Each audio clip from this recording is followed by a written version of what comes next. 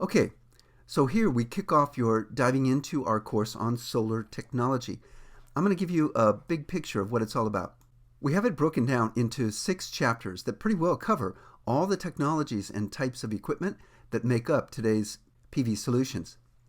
Solar cell technology and module construction, different types of DC to AC inverters, a survey of solar array mounting, and a dive into batteries, storage solutions, and the strategies that are driving their popularity, and we'll finish with system monitoring.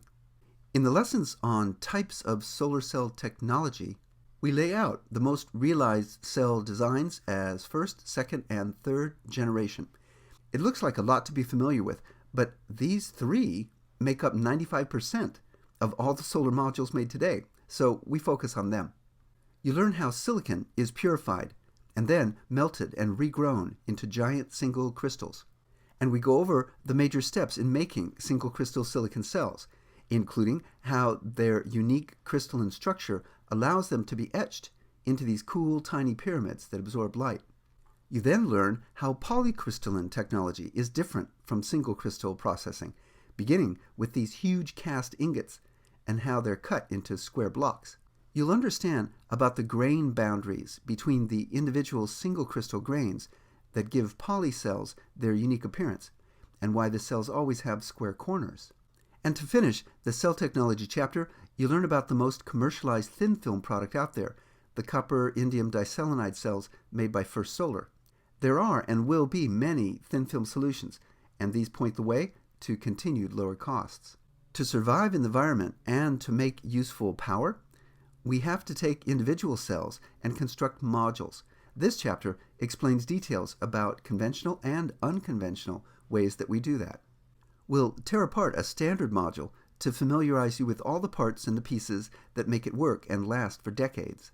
But we'll also investigate non-standard module constructions, including different types of solar tiles that actually look like they belong on a residential roof. The chapter on inverters has lessons on each type of DC to AC converter. You may be familiar with just one because that's what your company chooses to install, but this way you'll know about all of them, how they operate, and their unique advantages and weaknesses. And you'll learn how some module and inverter companies are working together to integrate inverters into the module construction itself, resulting in AC modules. So we go from individual cells to modules and end up with arrays of tens or thousands of panels that need to be mounted together. This chapter has lessons on each method out there.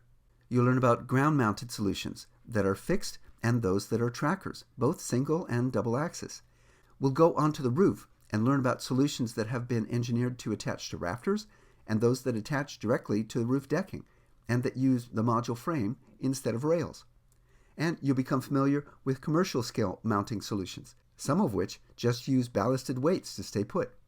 There's a lot of excitement today around batteries and storage solutions, and this chapter will dive into all that. We'll have lessons on all the most popular storage solutions, including Tesla, LG Chem, and Sonnen, and show how the battery parts integrate with other pieces of equipment to create total energy management solutions.